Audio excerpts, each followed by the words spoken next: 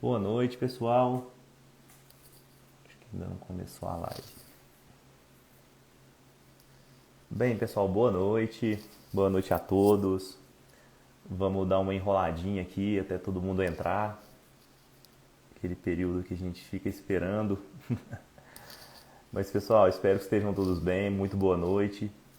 Nós estamos aqui dando continuidade ao nosso mês do advogado da Academia Brasileira de Direito do Agronegócio. Nós hoje, boa noite, Stephanie, tudo bem? Nós resolvemos fazer uma programação de lives para esse mês do advogado em comemoração à nossa atuação, né? E focada, claro, no nosso querido agronegócio. Hoje nós vamos receber uma pessoa muito legal. Tive o prazer de conhecer o Dr. Miguel pessoalmente lá em Belém. Quando ele entrar, eu vou contar um pouquinho mais. Regularização fundiária, que é um tema da vez e sempre foi, eu acho. Boa noite, doutor Marcos. Como que tá aí em Goiânia? A Adriana entrou, a Lohane, a Paula, tudo bem? Muita gente, graças a Deus. Bem, pessoal, como eu estava falando, a regularização fundiária, que hoje é um tema imprescindível, né, para o nosso desenvolvimento, para o desenvolvimento do nosso agronegócio no Brasil. Nós temos diversas áreas que ainda têm essa pendência, mas hoje a gente vai ver que isso tem solução sim. Boa noite, Maísa. Que isso tem. Boa noite, Valderes. Que isso tem solução sim. E o Miguel, que é uma pessoa que eu admiro e que certamente é uma referência na área, vai trazer para a gente um monte de soluções, um monte de curiosidade sobre a regularização fundiária também, que é um tema muito comum lá de onde ele é, lá do Pará. E acredito que vai ser uma live muito produtiva. Bem, pessoal, até o Miguel entrar eu vou me apresentando. Para quem não me conhece, o meu nome é Luiz. Eu sou o Luiz Martins Romani, que a gente fala. Eu sou um dos fundadores da Academia Brasileira de Direito do Agronegócio, a Abrada. Eu também sou advogado, atualmente sou mestrando também. E a minha advocacia hoje é muito voltada, claro, ao agronegócio e eu trabalho mais na questão societária atualmente. Então, ó, o Miguel entrou ali. Miguel, solicita aí que eu já vou te puxar para dentro. Olha ele. Miguel. Bom, pessoal, como eu estava dizendo, enquanto o Miguel entra, eu trabalho hoje muito na área voltada à societária do agronegócio. Sou sócio da doutora Lohane. Vocês tiveram uma live dela ontem com a Júlia que, ô Miguel, nós estamos apertados hoje, hein? Verdade, amigo. Tô comentando aqui com o pessoal, a Lohane e a Júlia fizeram uma live ontem, subiram o sarrafo até no topo, mas eu tenho certeza que a gente Eu vai. acompanhei. Tava muito boa. Muito boa. Mi- Miguel, eu já fiz as honras aqui, já me apresentei. Eu gostaria de te agradecer, Miguel. Estava até esperando você entrar para falar isso. O Miguel, pessoal, conheci ele em Belém. Ele é uma pessoa fantástica. Eu acho que quem já foi a Belém conhece a receptividade do paraense, né? Pessoal fantástico, muito legal. Eu gostaria de agradecer o Miguel, que inclusive fez um tour com a gente quando nós estivemos lá, levou a gente no ITEPA. Agradecer também o Dr. Ricardo, o Gabriel, que receberam a gente. Miguel, muito obrigado. Aquele conhecimento certamente foi ímpar. Agora eu vou pedir para você se apresentar. Você que é da nossa família Ábrada, né?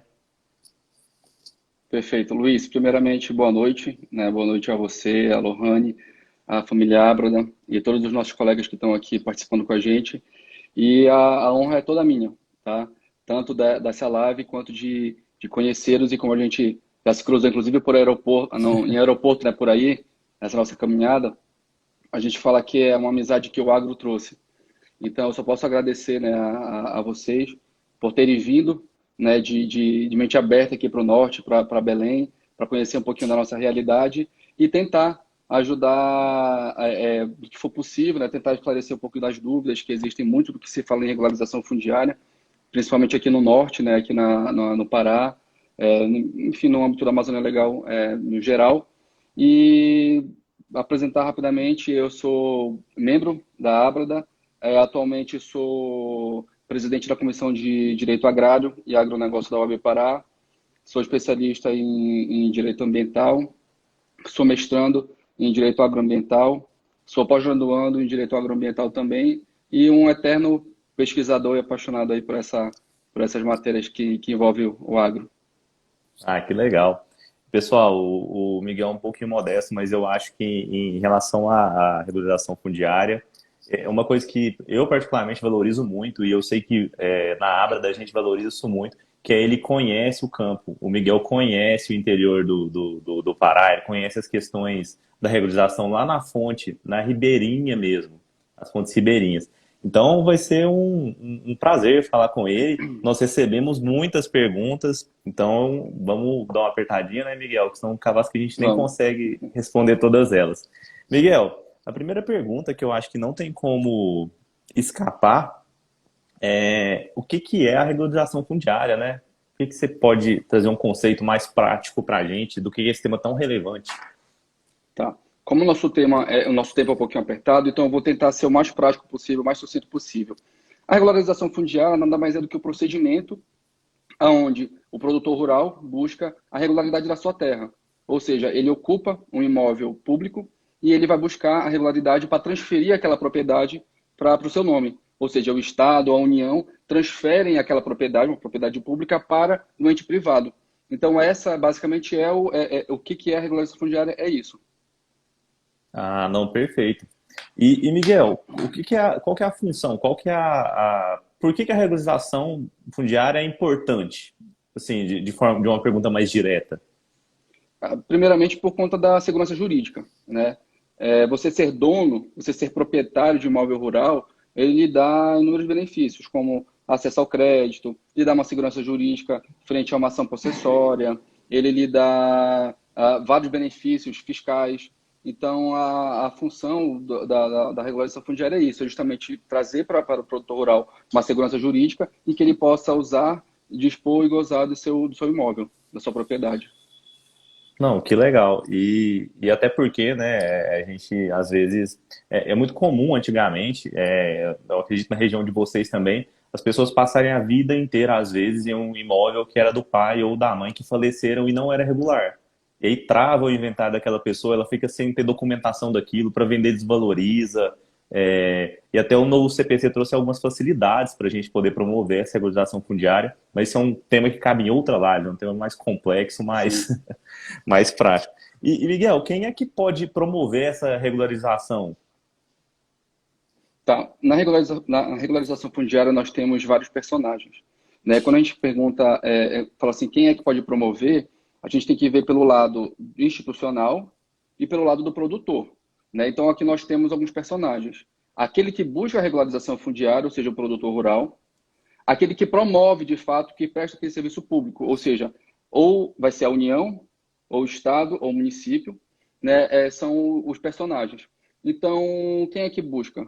O produtor rural, né? Procura através de um técnico ou um advogado. Eu sempre defendo que o advogado é capacitado. Nós temos o direito de postulação do advogado, então ele procurou o advogado para buscar sua regularização, que vai junto ao órgão fundiário competente, seja da União, do Estado ou do município, para efetivar aqueles direitos. Ou seja, ele vai cumprir todos os requisitos, se ele preserva a sua propriedade, se a propriedade dele cumpre a função social, ou seja, uma série de requisitos que é preenchido, os requisitos são preenchidos, e ele, alcançando tudo, e o órgão fundiário constatando em campo que pode ser feita ou não a regularização fundiária, ele atesta a regularização fundiária, ele consegue a regularização fundiária.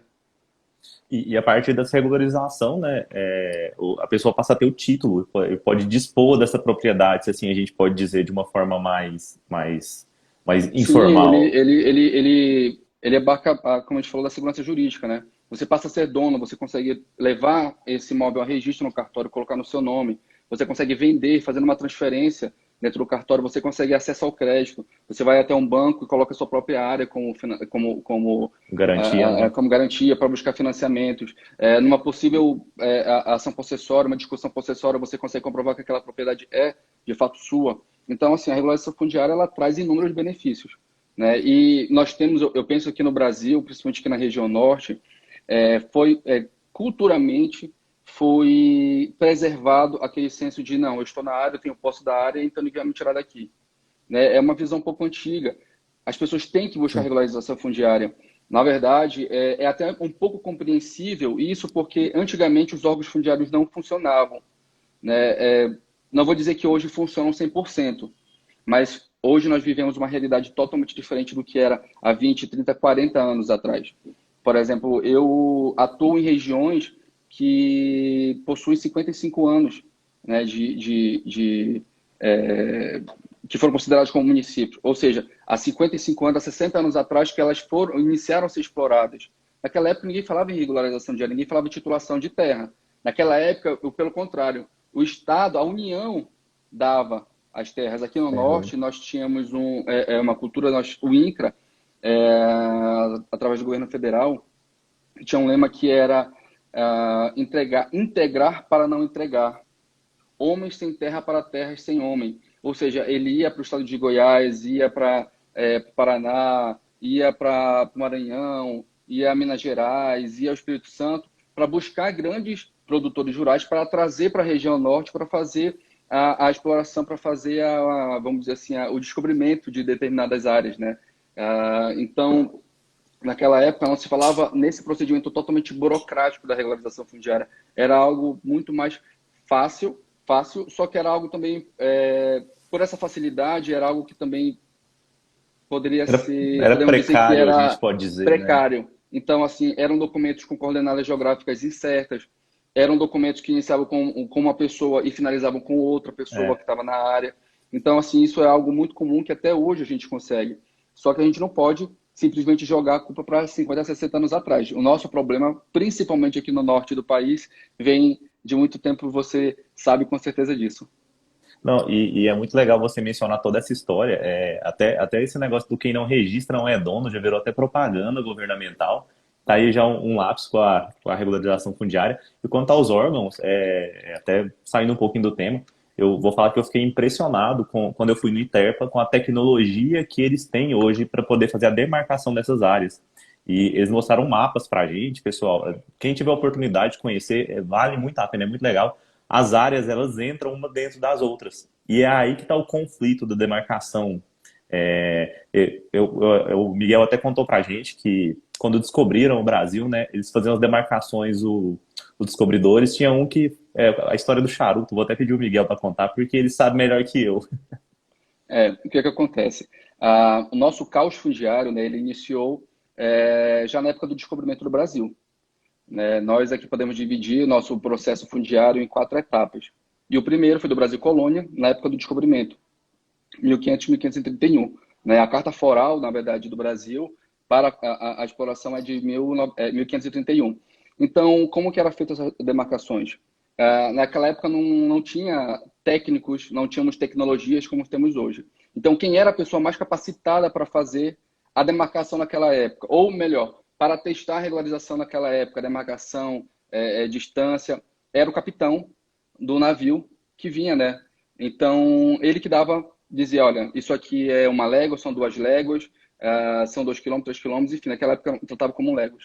Então, como que eles faziam naquela época? Qual era uma das práticas dele? Né? Cada capitão tinha a sua prática, mas era muito comum que eles subiam em cima de um burrinho, acendiam um charuto, né, um cachimbo, e enquanto não acabasse o tabaco, não dava uma légua.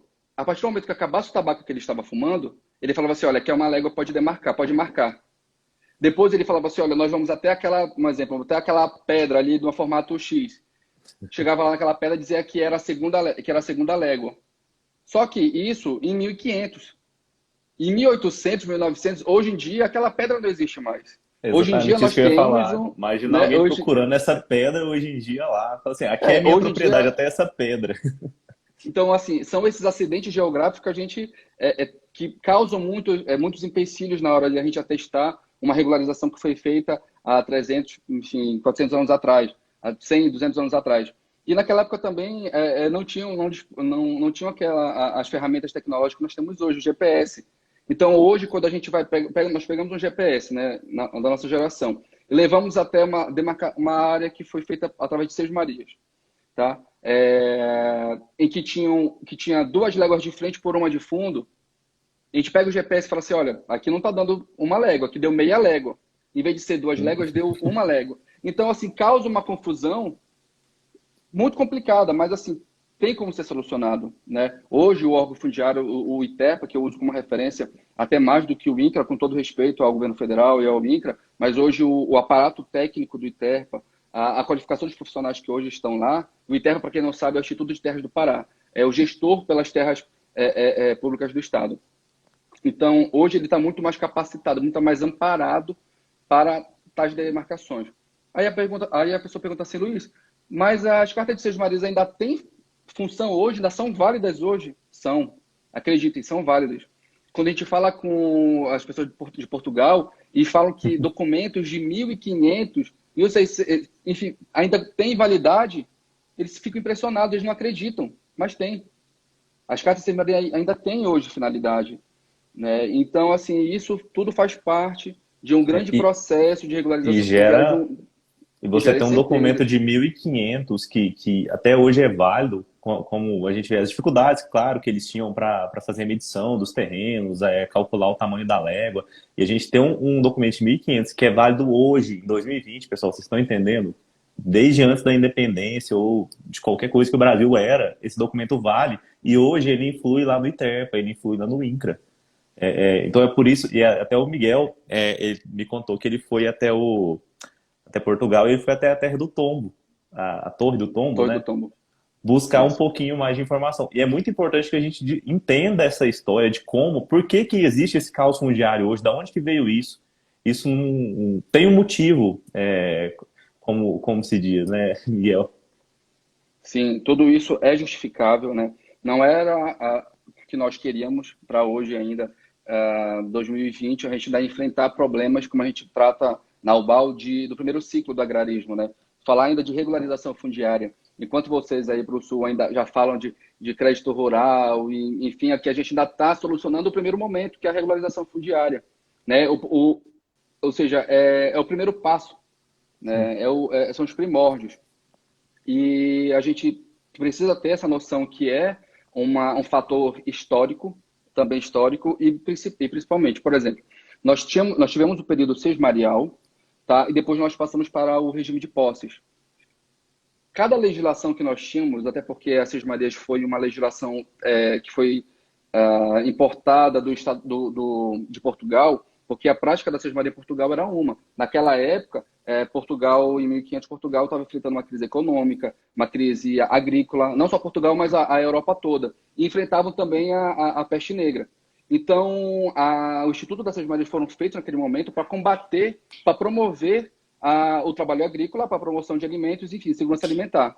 E esse espelho, pegaram esse espelho do Instituto da Sesmaria, tentaram aplicar aqui no Brasil. Foi a melhor forma? Penso que não, mas não tinha outra. Não tinha estudos como nós temos hoje para dizer assim, olha, a melhor forma de se abrir uma área é essa. Naquela época não tinham máquinas agrícolas, enfim, ainda usavam o fogo, né, como se usa até hoje, Sim. né, para abertura de áreas. Então, foi correto a forma que foi feita? Não vou dizer que foi errada. Poderia ser feito de outras formas, mas eu acho que naquele momento eles não tinham capacidade, não tinham estudo para isso. Então, a gente entendendo esse momento, eu queria falar para você, não houve uma transição de uma legislação para outra. Então, hoje, quando a gente inicia uma nova legislação, ela vem com o quê? Com as suas regras transitórias. Naquele momento nós não tínhamos, então do nada, um instituto acabava e iniciava outro. Encerra-se uma legislação e encerra-se outro. Que E aqui caos, nós né? temos um caos gigantesco, até porque as Sesmarias elas tiveram validade até 1822. Né? Um pouco antes foi, salvo me engano, foi dia 10 de julho de 1822, um pouco antes da independência do Brasil. E o Brasil, naquela época, era dividido em dois. Tinha o estado do Grão-Pará e tinha o estado do Brasil. Em 1822, quando teve uma resolução, a resolução 76, que finalizou, que encerrava, deveria encerrar as concessões de Sesmarias, ela só tinha validade para quê? Para o estado do Brasil. E as concessões de Sesmaria para o estado do Grão-Pará, que pegava o estado do Pará, uma parte do Rio Negro, que hoje é o Amazonas, e um pedaço do Maranhão, tiveram validade até 36, 1836. E aí isso já foi discussões jurídicas, dizendo que após aquela data de 22 foi feita uma concessão de Sesmaria em 31 e o juiz considerou que aquela cismaria era falsa porque naquele período não poderia ter sido dado. Só que aí, Nossa. historicamente, a gente vindo pesquisar dizendo o seguinte, olha, mas o estado do Grão-Pará emitiu cismaria, teve concessão de cismaria até 36. Enfim, são peculiaridades da nossa área. E tudo isso é fruto de estudos, né? A gente vem aprimorando, a gente tem vários pesquisadores, professores, doutrinadores nesse sentido, inclusive locais. E a primeira coisa que as pessoas perguntam assim, Miguel, o que eu preciso fazer para iniciar na regularização fundiária? Primeiro eu falo o seguinte, você tem que estudar a história do Brasil. Você tem que conhecer o processo de imigração, o processo de conquista. Você tem que conhecer Tratado de Tordesilhas. Tratado de Tordesilhas hoje é pronunciado até hoje. Aquelas histórias que a gente conhecia, que a gente via tratar na pré-escola, ensino médio, Tratado de Tordesilhas, Tratado de Madrid, isso ainda é realidade nossa. Isso ainda Uhum. hoje tem validade e tem um peso jurídico muito importante ainda para quem trata de regularização fundiária. Nossa, muito legal, Miguel, essa regressão histórica, e ela é imprescindível para entender o que aconteceu.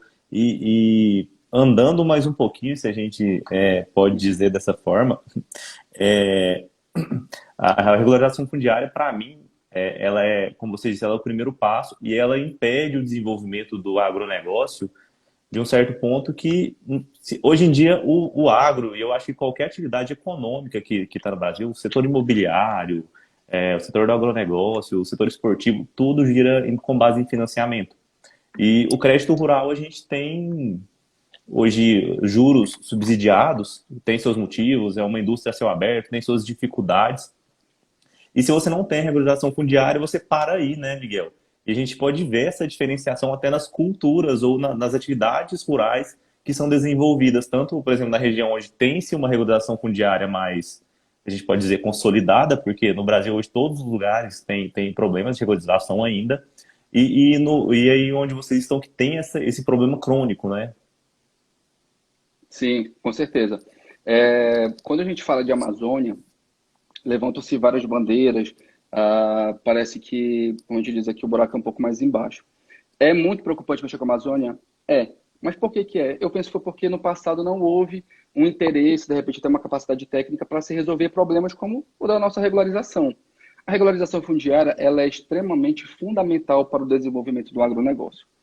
Tá? Nós tivemos ano passado a discussão, inclusive até esse ano, a discussão da MP 910, que tratava sobre a regularização fundiária, e hoje nós temos a discussão, está em discussão no Congresso, na verdade a MP, né, 910, e hoje a PL 2633, que trata sobre a regularização de imóveis da União. Então, hoje, eu penso assim, que nós estamos avançando nos estudos e naquelas proposições para buscarmos a regularização fundiária. Algo que não foi feito no passado. Foi feito um projeto para tratarmos de reforma agrária. Só que eu penso que o projeto que ficou no passado não teve uma evolução, não acompanhou o desenvolvimento do Brasil, o desenvolvimento do agronegócio. Porque eu considero que a reforma agrária, ela subsidia o agronegócio. A agricultura familiar subsidia o agronegócio. Tudo faz parte do agronegócio em proporções menores, enfim, cada um no seu quadrado.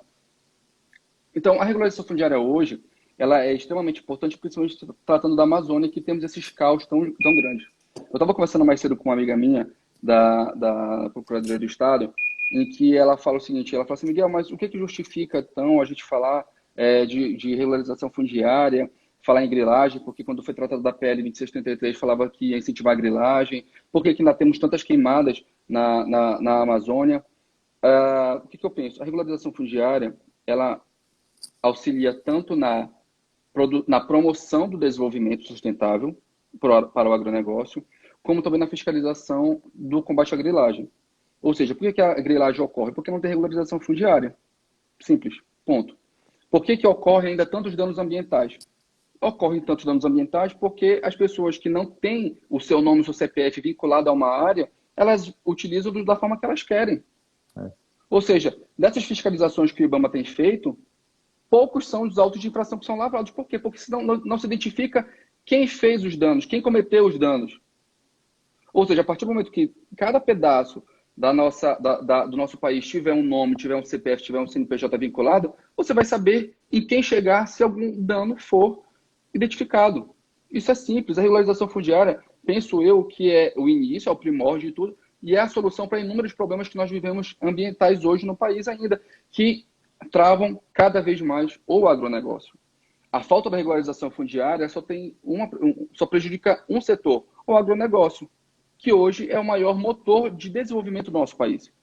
Então, se nós travamos a regularização fundiária e travamos o agronegócio, nós travamos também o desenvolvimento, o progresso do nosso país. É simples, é um raciocínio quase que lógico. Não, sim. E bom dizer também que hoje em dia a gente tem como desenvolver cultura, seja na Amazônia, seja no Cerrado, ou seja em qualquer outro bioma que a gente pode falar, de forma sustentável, de forma sem agredir o meio ambiente. E eu acho que a gente tem caminhado cada vez mais para esse lado. Um exemplo que eu gosto sempre de citar é o caso aqui na nossa região, implementou-se o sistema da rastreabilidade. Agora ele passou a ser obrigatório a partir de agosto agora para os hortifruti frescos. No caso é alho, cebola, cenoura. Ou seja, com uma etiqueta que tem na caixa do produto que é vendido, sabe-se de onde ele veio, o que foi aplicado, quem é o produtor. E se a pessoa está fiscalizando desde o consumidor, se ele está procurando saber desde isso, se a gente tem um CPF vinculado à área, como disse o Miguel, a gente sabe quem achar, de quem cobrar, quem fiscalizar, né? O problema é fiscalizar 200 milhões de pessoas, né, Miguel? Sim, com certeza. Para isso a gente precisa estar amparado, né, ter um suporte tanto de INCRA quanto dos institutos de terras de cada estado. Nós precisamos investir em tecnologia. A tecnologia ela é fundamental hoje. Nós temos que avançar nas fiscalizações por acesso remoto, né? Querendo ou não, hoje os estados ainda não se comunicam 100% com o governo federal, né? Nós temos ainda, por exemplo, aqui na SEMAS, que é a Secretaria de Meio Ambiente e Sustentabilidade aqui no estado do Pará, nem todos as suas pastas são conectadas com o governo federal, com o IBAMA. Então, nós temos ainda essa precariedade. Os órgãos precisam conversar, os órgãos ambientais precisam se comunicar, assim como os órgãos fundiários, que aí vai facilitar nos órgãos fiscais. Enfim, tem que ser feito um trabalho em conjunto, tem que ser feito um trabalho de uma Integrado, né? forma integrada, tem que haver uma sinergia de todos esses órgãos que são responsáveis pela parte fundiária e pela parte ambiental. Eu sempre defendo que hoje a gente tem o ramo do direito agrário, o ramo do direito ambiental, mas que hoje eles formam o direito agroambiental. Não tenho como falar hoje de regularização fundiária sem falar de regularização ambiental. Não tem como eu falar hoje de regularização ambiental se eu não falar da regularização fundiária. Estão interligados, são irmãos, são gêmeos univitelinos. Não, sem dúvida. E, Miguel, voltando um pouquinho, é uma pergunta que a gente recebeu, inclusive, da Vanessa hoje no nossa caixinha de perguntas que a gente deixou aqui no Instagram. Ela está perguntando de onde vem o termo grilagem. Nós temos no direito agrário e direito ambiental, a gente tem alguns termos extraoficiais que são muito curiosos. A grilagem, o que é a grilagem? A grilagem é você utilizar-se de documentos fraudulentos, tá, para a aquisição ou para justificar a posse de uma determinada área. Então, o que acontece? Como era a prática do passado? Como no passado a gente falava em títulos paroquiais, títulos de posse, cartas de Seis Marias, as pessoas pegavam documentos, tá, faziam montagens nele, preenchiam da forma que achavam que era para a sua utilização e colocavam numa caixa com grilos. E com a ação dos grilos, esse papel ele ia sendo comido, ou seja, iam aparecendo os buracos, e ia tendo uma aparência, um aspecto de velho. Então, ele queria justificar o que com aquilo? Que esse documento era um documento que veio do avô, do bisavô, que comprou de alguém, enfim. De repente, ia ter até talvez uma carta ali de Pedro Álvares Cabral. Então, ele utilizava-se desse documento para entrar, invadir ou justificar sua posse de uma maneira ilegal. Então, por utilização no passado de grilos, esse termo pegou. E hoje é utilizado até hoje. E hoje a gente não vai mais para os documentos antigos. Alguns ainda vão. Mas hoje nós temos outras formas de identificar fraudes. Hoje a tecnologia ela vem tanto para ajudar quanto para prejudicar também, né? Mas eu tenho certeza que tanto os nossos técnicos, advogados, eles estão cada vez mais se especializando para identificar essas possíveis fraudes. E importante, esse tipo de coisa acontece até hoje, Miguel? Grilagem? Acontece. Talvez não a prática do papel com grilo, mas a grilagem hoje, mesmo ele não sendo um termo oficial, ou seja, hoje nós não temos uma tipificação criminal da grilagem, né? Então, a pessoa hoje ela pode ser penalizada como estelionato, enfim, mas hoje não existe a tipificação criminal grilagem. A grilagem hoje, ela existe? Ela existe, mas a gente precisa ser bem consciente naquilo que a gente falou que é grilagem. A gente vê aí em grandes mídias, toda pessoa que ela pega, que ela não tem um título de terra, chama de grileiro. Isso é um Sim. erro. A grilagem é a utilização de documento fraudulento para justificar uma posse. Tá? No passado, não falávamos em regularização fundiária como nós falamos hoje. No passado, as pessoas vinham, no caso aqui para o norte, convidadas a vir e fazer a abertura de áreas para promover a sua cultura agrícola. Então, não se pode utilizar o que se entende de grilagem hoje, em 2020, para o que foi utilizado em 1950, em 80, enfim. Então, hoje o termo é, Miguel, o que é grilagem? Grilagem é a utilização de documentos fraudulentos para justificar uma posse ou para a invasão de uma área, sob a justificativa de que você tem um documento fraudado. Ela, de certa forma, modernizou, né? Continua Sim, existindo e num sistema que já tem suas dificuldades, né? Ainda parece mais essa que é questão também, algumas histórias que a gente ouve, acho que inclusive uma foi você que me contou, cartórios que pegam fogo e perde-se documentos que tinham de todas aquelas áreas daquele entorno. Então, assim, o trabalho do ITERPA, nesse caso, ele se torna mais difícil. E eu acredito até que a figura do advogado ela passa a ser mais essencial ainda nesse processo de regularização. Se, pessoal, se qualquer um pudesse fazer o processo, claro, não só defendendo o advogado, mas o andamento do processo, nós precisamos ter formas para que esse processo ande. É importante por isso, talvez a figura do advogado sempre estar ali participando, diminuindo esses prazos, né, Miguel? sim, com certeza. Assim, eu vejo que no âmbito da regularização fundiária, você tem um trabalho em conjunto técnico-jurídico. Sim. Você precisa de um advogado que ele vai interpretar legislações, ele vai formular petições iniciais para você entrar, para você requerer sua regularização, e você vai precisar de um trabalho técnico que vai fazer seu georreferenciamento, que vai fazer seu CAR, que vai responder a notificações técnicas que o órgão fundiário vai emitir, caso tenha alguma dúvida no meio do processo. Então, é um trabalho que é feito em conjunto. Porém, o que acontece? Aqui no estado do Pará, nós temos a prática do despachante, tá? Que é uma prática muito antiga, que é Não é utilizada só a desde a prática do época Pará, não, Miguel. Acho que é, é do no Brasil Brasil mesmo. todo, né? Sim. Então, assim, é uma prática que é utilizada, inclusive, desde a época da coroa. Né? Em Portugal, o despachante é uma figura que era conhecida na época de Portugal, do Império. Então, eram pessoas que vinham no passado sem nenhum comprometimento com a causa. Então, eram pessoas que você tentava procurar e não encontrava.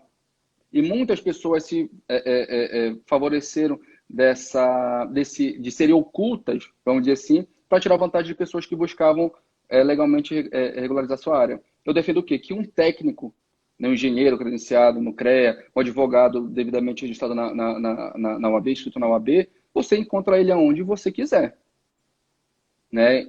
O advogado sumiu com o meu processo, o advogado ele tem a responsabilidade dele.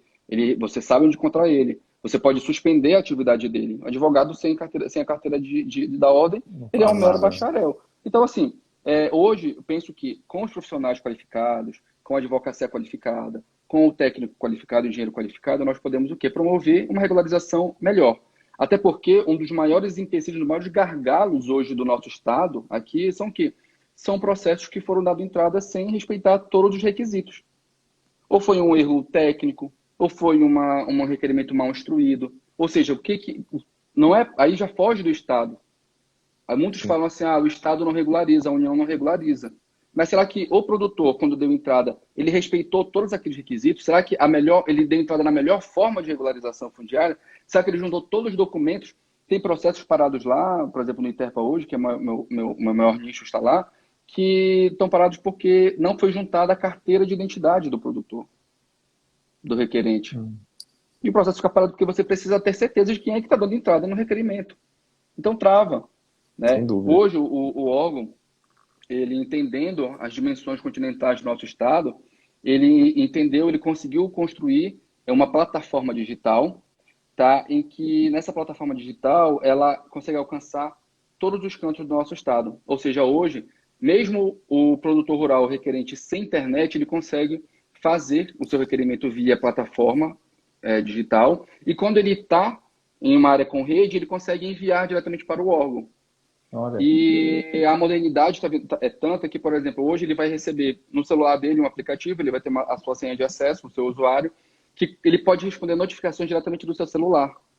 Num caso desse de falta de identidade, ele tira uma foto da identidade dele frente e costa e envia já para o órgão. envia. Ou seja, isso de fato é a prestação de serviço público, né? Hoje o ITERPA ele é concentrado em Belém, na capital. Porém, nós temos locais aqui dentro do próprio estado que são 1.000 quilômetros de distância. Tem locais Nossa, hoje ainda que você só chega de avião, você precisa atravessar pontes, usar balsas, navios, que você demora 12, às vezes até 20 horas para você chegar se você for de barco. Então, o que acontece? Hoje nós estamos trabalhando tanto quem assessora os produtores rurais, por exemplo, os advogados e os técnicos, quanto quem faz a prestação de serviço público, no caso os órgãos fundiários, através da tecnologia, para quê? Para fazer uma melhor prestação de serviço público. e não deixa de ser uma forma de acesso também, né? Acesso, com A esse certeza. envio, porque como é tão dificultoso o acesso, como você disse, passar 15 horas de barco ou de navio, fora a malha rodoviária do Brasil, que eu acho que independente do estado ou da região, ela é ruim, tem seus problemas. Mas, Miguel, nós tivemos duas perguntinhas aqui no chat, vou resgatar elas aqui para a gente. Primeira, a Alexandra está perguntando se a grilagem também ocorre nas zonas urbanas, né? Porque na zona rural você já explicou como funciona. Sim, E a segunda, onde estão os requisitos, eu acredito que é para entrar com o processo de regularização. Não sei se ela quis dizer qual a lei, enfim, onde se localiza. tá. Se existe grilagem na zona urbana, existe com certeza, porque a grilagem, na verdade, a tipificação dela, não vou lembrar agora qual é a legislação, ela fala sobre a utilização de documentos fraudulentos em imóveis urbanos, né? Então não alcançaria as áreas rurais. Posso depois aqui tentar dar uma pesquisada e mandar para vocês qual é essa legislação específica, mas se eu não me engano ela é de 66, 67, salvo me engano, tá? Então, são a utilização de documentos fraudulentos para imóveis urbanos. Mas penso sim que a grilagem também existe na zona rural, na zona urbana. Por quê? Porque a utilização de documentos, por exemplo, aqui no estado do Pará, nós temos vários prédios abandonados. Então, a pessoa que identifica aquele prédio abandonado, ele utiliza, sim, de documentos fraudulentos para tentar passar-se como proprietário, como dono. Sim. Né? Então, eu respondo que existe. Sobre os requisitos, por exemplo, hoje o Estado do Pará, dentro da sua Constituição, ele possui artigos específicos sobre a regularização fundiária. Nós temos uma lei fundiária, que inclusive ela é recente, ela é de julho de 2019, e o próprio órgão fundiário, ele lança suas instruções normativas. E dentro dessas instruções normativas vai estar lá todos os requisitos necessários para se buscar regularização fundiária. Você precisa ter o CAR da área, a área precisa ser produtiva. Por exemplo, o estado do Pará, através do ITERPA, direto você regulariza até 1.500 hectares. De 1.500 hectares a 2.500 hectares tem que ir para a Assembleia Legislativa do Estado. Então, são vários requisitos peculiares que nós temos aqui em cada órgão. O INCRA tem a sua forma, tem os seus requisitos para regularização, o ITERPA tem seus requisitos para regularização. Penso que no estado do Mato Grosso, no estado do Amazonas, Maranhão, Piauí também tem a sua legislação bem específica para a regularização fundiária, cada um com seus requisitos. Inclusive a Moema, que ela realmente falou que realmente tem a questão da grilagem, né, nas cidades, se a gente pode dizer dessa forma. A Mas, doutora Moema, ela é cartorária lá de Monte Alegre, um município aqui do olha, nosso estado. Penso que é o maior município da região do Baixo Amazonas. Sei que Monte Alegre tem o maior rebanho, né, do Baixo Amazonas, e ela está ali no olho do furacão. Essas questões de conflitos de terras, de grilagem de terras, ali ela está no olho do furacão, e ela também é uma grande estudiosa. Iniciamos um curso de pós-graduação em Direito Ambiental juntos. É uma pessoa 100% que, se ela disse que tem grilagem em área urbana, não tem que se discutir. É porque tem. Eu imagino o trabalho que ela tem por ser cartorária no meio dessa briga, né, dessa questão de regularização que vocês têm esse problema crônico. Acho que não só vocês, acho que todo mundo, né? Sim, e penso Mas, que a doutora Moema é um grande espelho para as mulheres, né? Porque quando a gente fala do agronegócio, muito se refere à imagem, você transmite a imagem masculina. E hoje em dia eu começo a ver mais mulheres em cada setor do agro, seja na regularização fundiária, seja na ação possessória, seja na discussão de crédito. E hoje a gente já vê até nos cartórios. Né? Eu tive a oportunidade de conhecer outras cartorárias também que estão em municípios tão conflituosos quanto Monte Alegre, São Félix do Xingu, enfim, outros municípios também que passam por transtornos peculiares que só o estado do Pará tem. E que bom que a Moema é esse espelho. Eu fico muito feliz de ver mulheres no agro hoje. Minha esposa, a Lohane, que teve aqui ontem, ela trabalha no agro também, no trabalhista. Temos diversas associadas a Bruna, Valdez, enfim. E, pessoal, quanto mais mulheres, melhor. São mais que bem-vindas, são essenciais, inclusive. Tem uma visão talvez mais metódica, mais... Elas veem coisas diferentes, né, Miguel? Não dá para falar Sim, com que não veem. certeza. E, Miguel, voltando aqui para as nossas perguntas que nós tivemos, teve uma aqui, deixa eu achar. Essa pergunta aqui é da Bárbara, lá do Tocantins. Bárbara, ela perguntou se a compra de uma área que não foi desmembrada é segura. Penso que não, tá, Luiz? Primeiro, para fazer o desmembramento da área, o melhor é que a área seja regularizada. A área regularizada, você vai no cartório, você registra a área no cartório. Você vendeu a área, porção da área, uma parte da área, transfere aquela porção, desmembra aquela área, porque você vai ter a segurança jurídica. Então, respondendo a pergunta dela de uma forma bem objetiva, não é seguro. Comprar uma área que não foi desmembrada não é segura. Você acabaria teria que passar por um processo de regularização depois, né? Você está comprando um Com problema para certeza, regularizar e ainda com envolvendo certeza. terceiros. Envolve terceiros, você envolve parte do fisco, você pode, enfim, no momento que a área que não pertence a você foi embargada, sofreu uma fiscalização, por exemplo, do IBAMA, e o IBAMA resolver embargar a área total, você que não tem nada a ver com aquela área vai sofrer todas as consequências, enfim, é uma dor de cabeça sem tamanho. Exatamente. E Miguel, uma das perguntas que apareceu para a gente aqui, eu imaginei que ela fosse aparecer também, é quanto custa e quanto tempo demora para poder regularizar uma área? Luiz, eu penso assim que isso é muito relativo ao estado que você está Sim. trabalhando, né? Tomando como base aqui o estado do Pará, nós temos ainda hoje processos que duram 30 anos, 20 anos ali dentro do órgão. Não vou dizer que a culpa é apenas do órgão, como eu falei anteriormente. Muito também se deve à culpa de má instrução processual, enfim. Mas hoje, por que você deve buscar uma melhor qualificação técnica? O profissional que tem melhor qualificação técnica. Porque esse profissional vai garantir que você não tenha todos esses percalços, você não tenha tantos entraves no meio da sua regularização. Então, eu não posso dizer que uma regularização vai demorar 1 mês, 2 meses, 3 meses, 1 ano, 12 anos, porque isso, inclusive, demora de quê? Demora de aparato técnico, depende de verba pública. E quanto que custa regularizar uma área dessa? Cada área, por exemplo, no estado do Pará, cada região no estado do Pará, ela tem o seu valor de VTN diferente. O VTN é o valor da terra nua. Para você comprar do estado, para você comprar uma área da União, você indeniza a União se você tiver pela modalidade onerosa, claro. Também tem os processos de doação. Mas aquela que você tem um custo pecuniário, cada área tem o seu valor. Por exemplo, hoje tem áreas que custam em torno de R$ 560, R$ 580. Tem outras áreas que valem R$ 1.500 o hectare. Então é um pouco relativo a gente falar assim, não posso dizer, olha, regularizar uma área custa tantos mil e demora 3 meses. Não, é muito relativo. E o que é melhor é você ter uma boa base técnica, você ter um bom profissional qualificado para conduzir o seu processo da melhor forma possível, para você não ter vários entraves. E na hora que você estiver adquirindo seu imóvel, você ter uma noção de quanto você vai gastar nele. Quanto que custa aquele imóvel para o Estado ou para a União. Sendo que o Estado, nesse município, por exemplo, que o hectare custa R$ 1.500 aproximadamente, ele pode diminuir. Se você, em até 80%, você tem um desconto na hora de pagar ele. Se a área está muito afastada da sede do município, você tem um outro desconto. Se você fez uma infraestrutura na área, se você atravessa rio, se você pega uma estrada muito ruim, você também tem um desconto no valor dessa área. Então, assim, Olha, é muito relativo, né? Falar do que quanto custa você comprar uma área é muito relativo. E você falar isso da distância que está a área, talvez, da sede do município, eu achei interessante você mencionar isso. Recentemente eu estava até estudando alguma coisa, não me recordo o quê.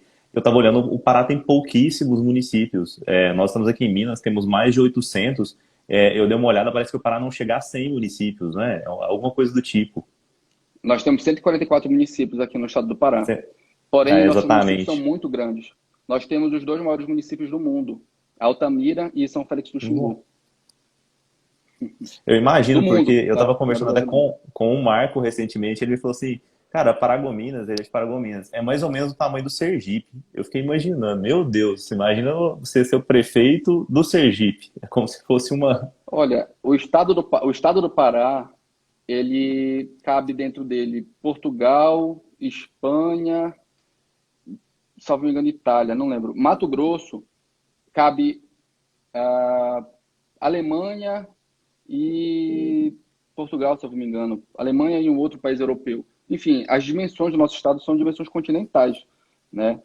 Agora você imagina naquela época quando era estado do Grão-Pará, né? Que você Nossa. pegava Pará, Maranhão e um pedaço do Amazonas.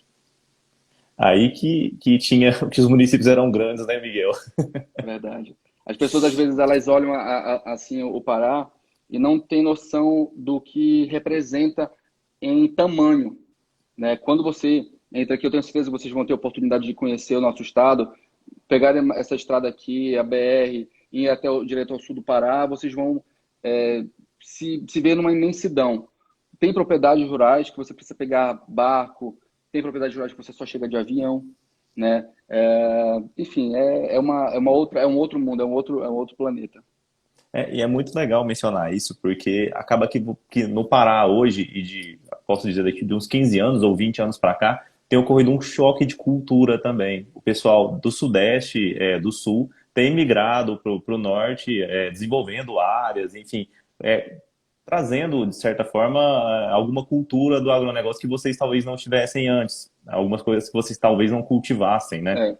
O que acontece? O estado do Pará é um estado que até hoje ele é um estado que está sendo colonizado, né? Sim. Inicialmente nós fomos colonizados pelos portugueses e viemos passando por processos migratórios, processos durante a regularização fundiária em que a colonização foi fazendo parte dela. Pelo tamanho do nosso estado, nós somos o único estado do país em que nós temos 3 superintendências do INCRA. Uhum. Inclusive, uma grande amiga minha aqui que trabalha no INCRA Pará, a doutora Carol, ela está aqui nos acompanhando. Ela é uma pessoa fantástica. Ela é minha companheira na Comissão de Combate à Grilagem do estado do Pará. Então, no estado do Pará, hoje nós temos 3 superintendências do INCRA. Belém, Santarém e Marabá. São locais estratégicos. E essas superintendências elas são autônomas entre si. Por quê? Porque cada região do nosso estado tem uma cultura diferente. As A cultura peculiaridades. que do sul do Pará é diferente do que é do Nordeste paraense, que é diferente do que é do Oeste do Pará, do Baixo Amazonas. Então, assim, tem que ter de fato, penso que 3 superintendências são poucas. Tá? Nós temos aqui no estado do Pará 5 varas agrárias para 144 municípios, pouquíssimas. Né?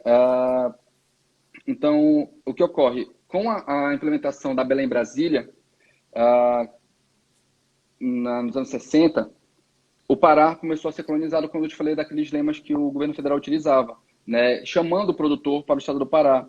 Terras sem homem para homem sem terra, integrar para não entregar, porque isso, na verdade, vinha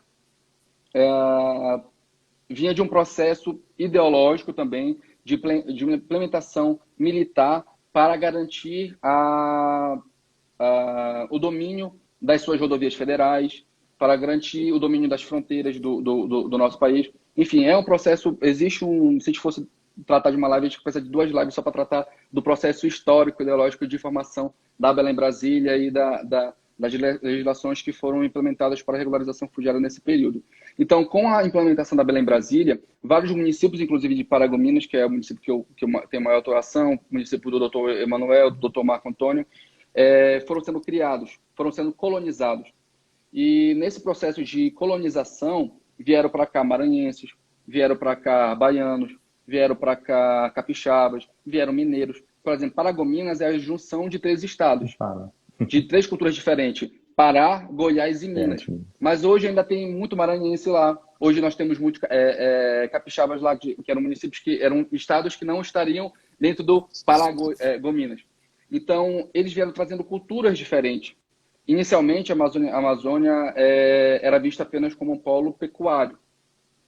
Há quem tivesse dito no passado que a produção de grãos no Pará era inviável. E hoje, essa pessoa que falou, eu acho que ela Ela caiu por assim, terra, tá né? se... vamos ser bondosos com ela, caiu por terra.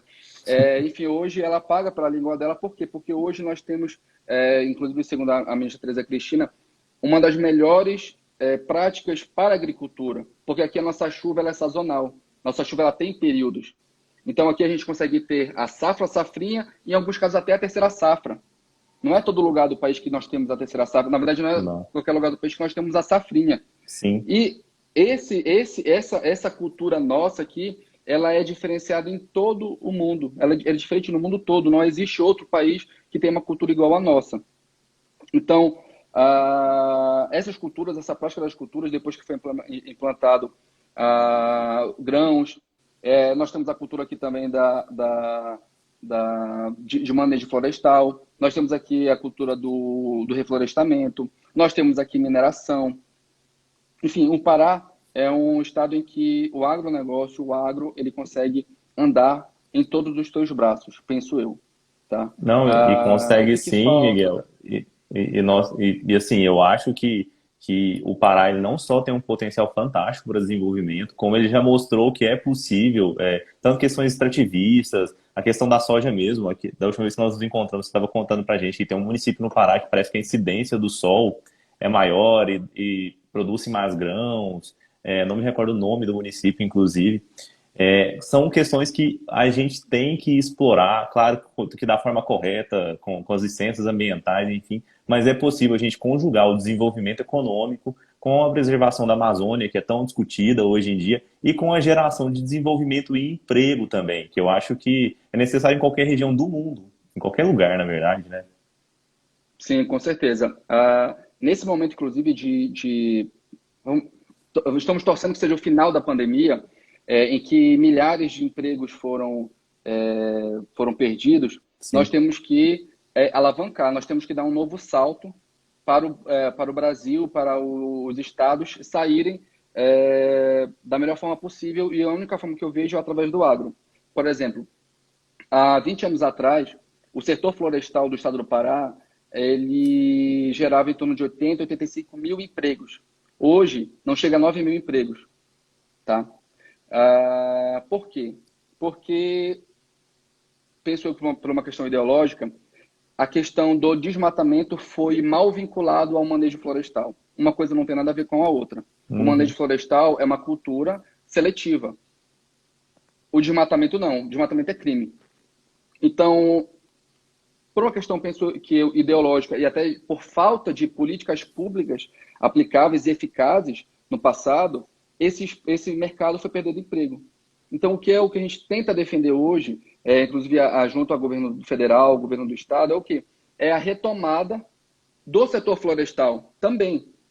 Do setor florestal, seja de floresta nativa, seja de reflorestamento. Se não for para chegar nos 85 mil empregos, que chegue nos próximos 18 meses a metade disso, né? Dá a milhares de É, famílias a possibilidade de serem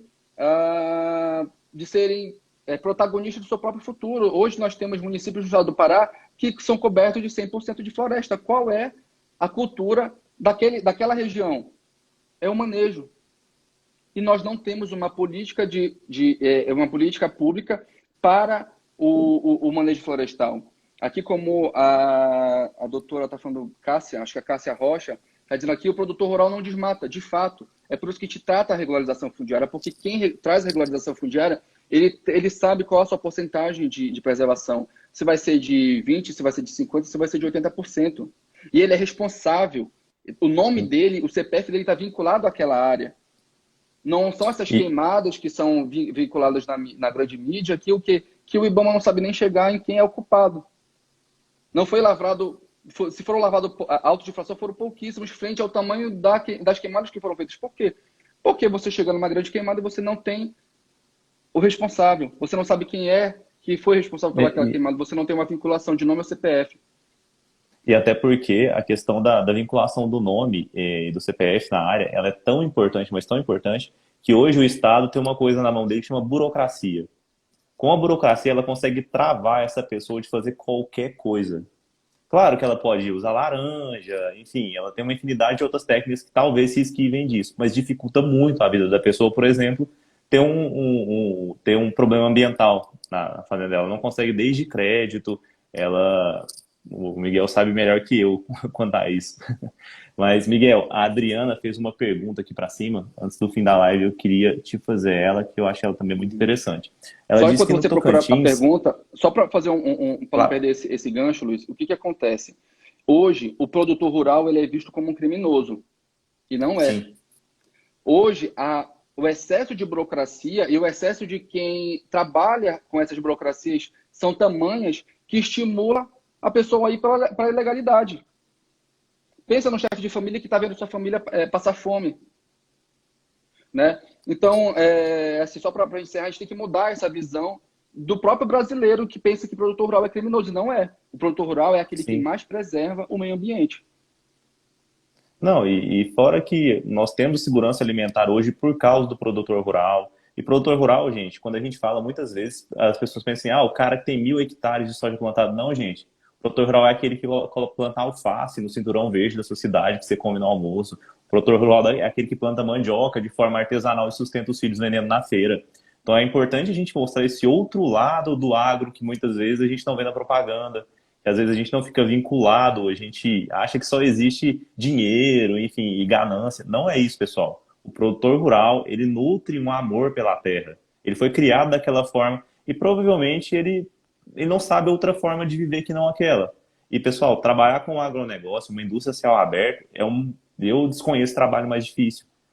Enquanto na cidade você depende talvez de um volume da economia, de uma isenção do governo, no agronegócio você depende de tudo isso e do tempo.